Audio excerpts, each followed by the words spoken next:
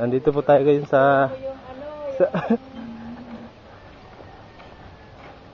playa. Padala mo sa nanay mo, sabihin mo dito yung Nandito po ang artista natin na si Marvin Kasikit.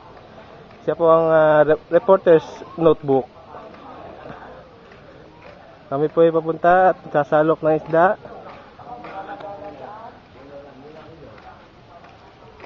Ayan po, makita nyo po ang gano'ng kalaki ang tubig ngayon. Makikita po natin ngayon. Siya po ang, eto po, nakita nyo naman kung sino yung nandito. O siya, panusot ako ka. Nanunusot lang eh. Ayan po, makita po ninyo ang kalagayan ngayon ng Look. Ayan po.